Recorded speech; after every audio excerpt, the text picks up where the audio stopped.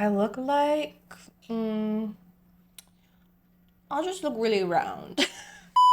Hi everyone, welcome back to Mia Likes Movies. My name is Mia and I like movies. Today I'm talking about something I'm really passionate about. I have been thinking about this for a while. If you're coming here for my Baldur's Gate video, this is gonna be a little bit different. I actually wrote a script today. It's 5 pages, which if you're looking at the title and then you hear me say it's 5 pages long, you're probably thinking, how much time did you spend on this? Well, let me tell you, too much with research and writing and thinking. It's too much for what we're talking about today. So we're talking about something that I really like and really enjoy and really identify with in a lot of ways. We're talking about gnomes. Yeah, gnomes. I love gnomes. All kinds of gnomes, you know, garden gnomes, the fantasy gnomes. Those are really the two major kinds of gnomes, but I love them all. You see, as much as I love gnomes, there is still so much to learn about them, and I think they are really misunderstood. I read online somewhere one of the least popular races to play in the player's handbook specifically, which is crazy because like they're so cute. I love the gnomes. They're so cute, but I think it's because people don't understand what gnomes are. Like, what is a gnome? Well, I'm here to define what a gnome is and also what is not a gnome, because in a way that's kind of more important. It seems even folklore struggles to define them. Everyone get your player's handbook and open it to page 35. Grab your highlighter and grab your pencil because take notes. We're talking about gnomes. This is my manifesto, which I'm calling In Defense of Gnomes, a historical yet fantastical analysis of the origins of the gnome race. But before we officially begin, hey, this is my cue to tell you to like, subscribe, comment, and hit the bell icon, yada, yada, yada. I want to do more D&D, Baldur's Gate, fantasy content, so let me know what you want to see, because I really do enjoy it. I was thinking of doing an unhinged recap of Game of Thrones, the TV series, not the books, but if that's something you're interested in, it's going to take a lot of time, so if I'm going to do it, I want to know if people will watch it. All that being said, let's get started! So the first instance of the use of the word gnome was used by the Swiss physician. He's like a literal Renaissance man. Like he was kind of also considered an alchemist, and his name is Paracelsus. I don't know. It's all Greek to me, even though he's Swiss. So he had this writing, this book called A Book on Nymphs, Sylphs, Pygmies, and Salamanders, and on Other Spirits. That's the whole title. It is thought that he derived the word gnome from the Renaissance Latin word gnomus, which was derived from the actual Latin word genimus or genimus, meaning earth dweller. If you're familiar with your Renaissance history, the Renaissance was a rebirth of Greco-Roman literature, art, etc., etc. And so they kind of had a thing for taking things from Greece and Rome and then redoing it for their modern times at that time. And so that's kind of what they mean when they say Renaissance Latin versus actual Latin. It's all derivative of each other, neoclassical, whatever. So the meaning of earth dweller in this origin is actually really important, and it's really relevant specifically in his writing, A Book on Nymphs, Sylphs, Pygmies, and Salamanders, and on Other Spirits. Paracelsus essentially assigns a fantastical being to each of the elements in that title, and so gnomes were the elemental being for the earth. So his nomai, which was his plural use of the word of gnome, was essentially his version or his synonym for the Greek pygmy. What is a pygmy? A pygmy, they were really common in Greek mythology. That's kind of where we see the origin. The Iliad, the, iconic piece of writing, they describe the pygmies as being involved in a constant war with cranes. And like the bird, yes, cranes the bird, they fought with cranes. It's not like a metaphorical war. I don't mean that. They mean like a literal war with like bloodshed. So this is what the Iliad says. I'm gonna read it in a British accent just for fun. Don't tell me if it's bad, okay? Because I don't care. Now, when the men of both sides were set in order by their leaders, the Trojans came on with clamour and shouting like wildfowl, as when the clamour of cranes goes high to the heavens, when the cranes escape the winter time and the rains unceasing and clamorously wing their way to the streaming ocean, bringing to the Pygmaean men bloodshed and destruction. At daybreak, they bring on the baleful battle against them. Aristotle also wrote about this in his writing, History of Animals.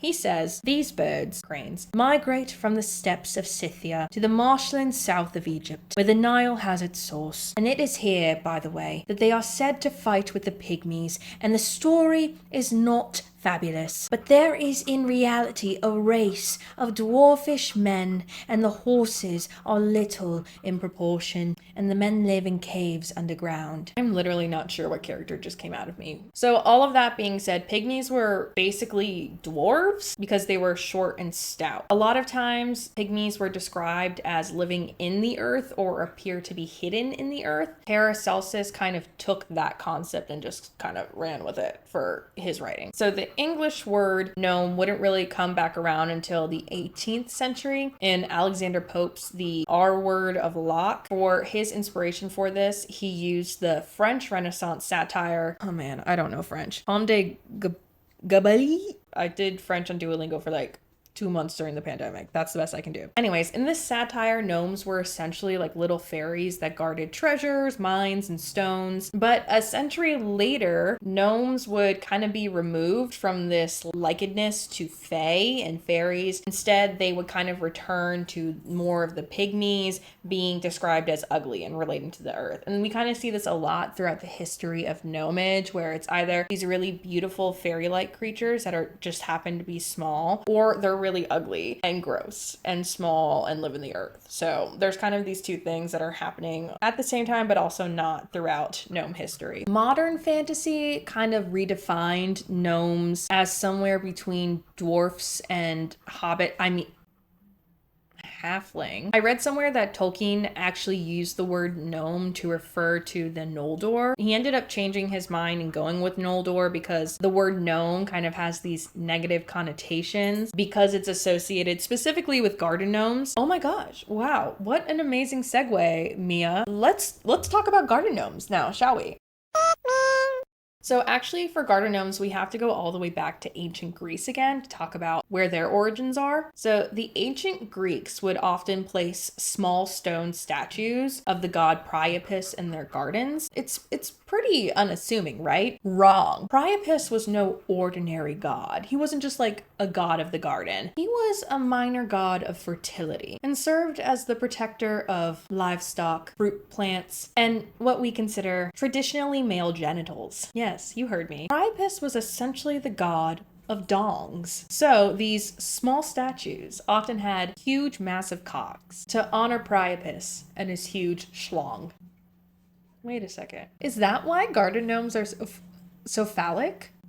Much to think about there. Again, the Renaissance keeps coming up because it's this rebirth of Greco-Roman art and literature. So during the Italian Renaissance, which is a little bit earlier than the French and English Renaissance, but also kind of at the same time, it became really popular for the wealthy elite to put gobbi, G-O-B-B-I in their gardens. And these gobi, they were 3 feet tall stone figurines of hunchbacks, because gobi apparently is a word that means or is like similar to hunchback. And what we now consider the garden gnome was not commonly produced until the late 18th, early 19th centuries, specifically in Northern Europe, Finland, Germany, and Scandinavia. And it's believed that they're called garden gnomes because the German catalogs that sold them called them Gnomenfiguren, which means miniature figures. So in 1847, there was this old British guy named Sir Charles Isham, and he bought 21 terracotta garden gnomes and took them back to England, and everyone was kind of like, wow, they're so cute. So the time when he brought them back is kind of also the same time when the English word gnome, meaning gnome, came about, but I couldn't find anywhere it related or just happenstance or whatever. Really though, garden gnomes aren't really gnomes at all. Perhaps like in the traditional pygmy sense, you know, Greek origins, stout, pudgy, of the earth, that traditional pygmy sense, like that Venn diagram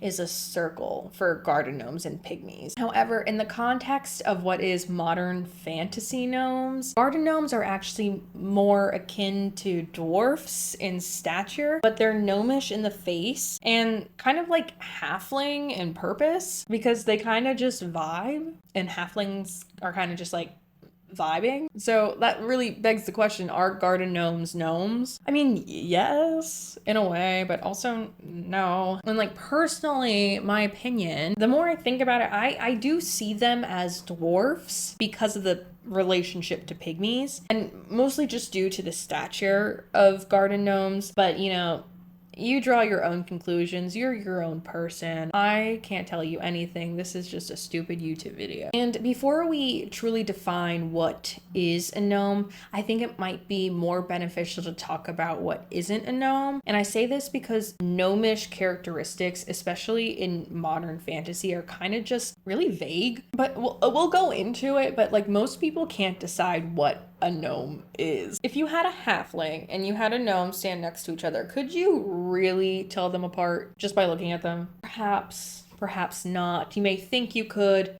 but if we go back to the books, not just 5e, all the way back to the first edition, you'll see the similarities are bigger than you think.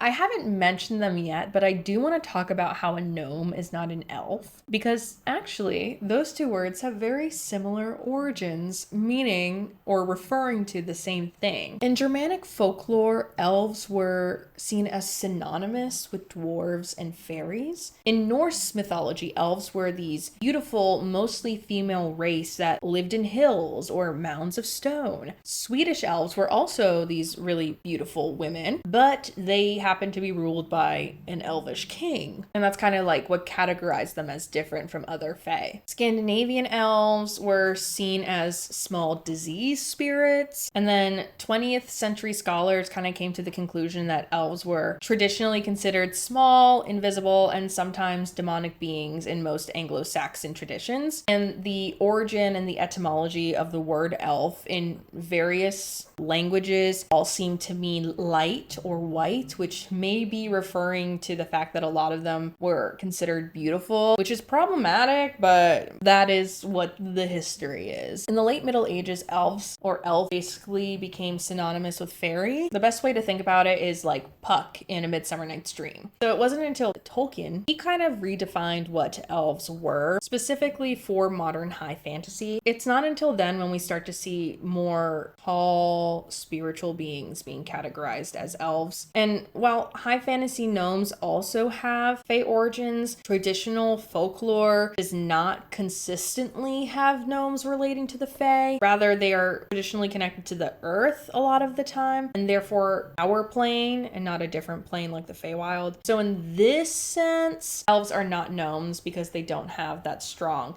connection to the earth. Also, Santa's elves have a separate part, which I will talk about later. My inspiration for this whole video came from Santa's elves, so we'll get to that. It has its own section, but we have to move on. So now we're talking about dwarves. How is a gnome not a dwarf, and how is a dwarf not a gnome? Well, for one, dwarves are actually traditionally taller than gnomes, usually being around between 4 and 5 feet, whereas gnomes usually hover around 3 feet. Dwarves are also typically hardier, thicker, stouter, stockier, etc., etc. Facial hair, all the time have facial hair. Across history, fiction, and folklore, dwarves are typically seen as mountainous clan people. They are also always depicted as being loyal, determined, decisive, often to a fault, being considered stubborn. And they are also almost always stonemasons, smiths, or brewers. So, you know, like dwarves are like a man's man. So that's like what a dwarf is. And while both are crafty, because gnomes are crafty, which we'll get into, and both are related to the earth, gnomes are not defined by being hardy or stout or even particularly loyal. Those are the defining traits of dwarves. So that's how a gnome is not a dwarf and a dwarf is not a gnome. Does that make sense? Is this making sense? Are you taking notes? Are you taking notes? So now to halflings. Okay, this is where it starts to get tricky, so pay attention, turn up your volume, okay? Both halflings and gnomes get along with most other fantasy races. Both are whimsical and fun, but what makes a halfling and not a gnome? In this case, we really do have to look at the high fantasy definitions of both, because halflings, which are D&D hobbits because of copyright, hobbits are a Tolkien creation. They aren't mythical or historical like gnomes. So we can't bring the gnomes' mythological or historical context to the argument here. We can only look at the fantasy characteristics, if you will. So the most important thing that makes makes a halfling is their luck. That is the defining trait of the halfling race, is that they are lucky. That is how they survived as long as they did. That because their goddess felt bad about them and felt like they weren't going to do really great because they kind of are what they are. And so she bestowed this luck upon them. And that is how they've survived. And mechanically, they are lucky. Like you reroll ones. So that is the biggest thing that makes a halfling because gnomes are not lucky, okay? Gnomes were enslaved. That's not good. You know, gnomes have suffered. The other big defining difference is that halflings are not of the Fae, like fantasy gnomes are. And the best comparison that I could find is that gnomes are like tiny elves and halflings are tiny humans. Think about it. Did you think about it? Okay, good. We gotta move on. So now let's finally talk about what is a gnome. Questions? Okay, put your hands down. We talked about the mythos of gnomes as it relates to our real life history and folklore. But what are gnomes beyond that? What are gnomes in fantasy? Well, basically, gnomes are around 3 feet tall and they have Fae ancestry. They tend to have broad facial features and express their personalities through their hair, sometimes facial hair if they have it. Unlike dwarves almost always have facial hair. That is what you can see is a dwarf. Whereas gnomes, they might have a mustache that they kind of like curl because it's kind of funky. Gnomes live around 300 to 500 years and they often work as tinkerers, engineers, alchemists. Some have even worked as tutors for human families. You see, gnomes are defined by their intelligence. In D&D, they get A+2 to intelligence checks. Gnomes are intelligent and small. Halflings are dexterous and small, and dwarves are hardy and small. And that is the biggest defining difference. Gnomes are curious and impulsive. Some are also just called them feral. People don't really understand them. A lot of other races see gnomes as tricksters and don't really understand their humor. Gnomes do not often harbor ill will. They're just misunderstood. People don't understand their humor. Gnomes are not particularly ambitious, kind of like halflings. However, what they lack in ambition, they do make up for creativity and ingenuity. Halflings can't really say the same. There are 3 major sub-races of gnomes in D&D. There are forest gnomes, rock gnomes, and deep gnomes. Forest gnomes are a little more secretive and stealthy. They allied themselves with small beasts and fae and elves, and they often use illusion magic to hide themselves and their homes in the forest. While rock gnomes, on the other hand, are a little more inventive and hardy. They tend to be the most prevalent race in the D&D universe. Rock gnomes have vast knowledge on magical items, alchemical objects, and technological devices. They also have little tools that they can build, fun little wind-up toys or music boxes. They're just really fun. And they're like, when you think of a gnome, you're probably picturing a rock gnome, in all honesty. Deep gnomes, they're not super common. Most people don't play them either. So they're the subrace of gnomes that live in the Underdark, kind of like the drow for the elves or the dwergar for the dwarves. But unlike those Underdark races, they're not considered to be aligned evil. They still share all the goodness and whimsy of the other gnomes. They just happen to live in a really shitty environment, so they're kind of like affected by the trauma of that. I wonder what that's like.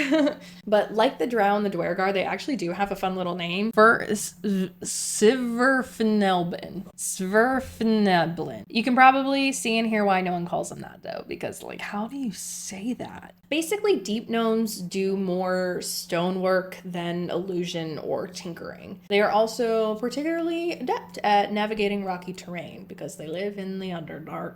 I have a real problem with the subraces for gnomes. They make the defining differences that we just went through in the last section of this video completely fucking useless. I read the gnomes. I start here, right? I read this and I'm like, oh, I get it.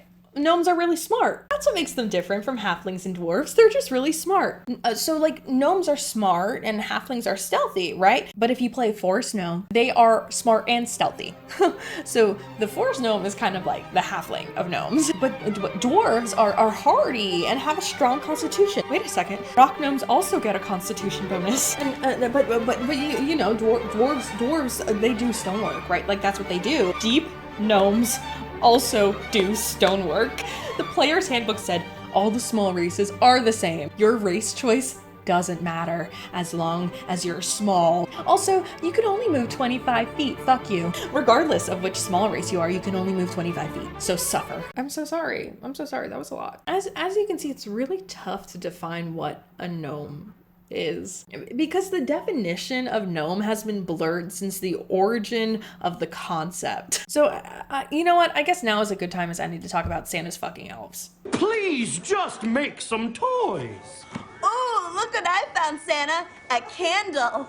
Is this to drop wax on our privates with? So Santa's elves are gnomes. They're tinkerers. They're small tinkerers. That's a gnome. We've already talked about how back in the olden days, gnomes and elves were synonymous, right? I mean, hell, even Santa is referred to as an elf or elfish throughout literature. So Santa is not a Tolkien elf, but a mythological elf. Does that make Santa a gnome too? No, okay, because Santa doesn't tinker. Gnomes gotta tinker. Santa doesn't tinker. Santa is more like a halfling than anything because he's just vibing around and eating cookies. He travels the world to spread cheer and joy, and gnomes tinker. So Santa's elves are gnomes because they tinker and make the toys with their small little tools. Because what makes them elves? Quickly. I am right about this.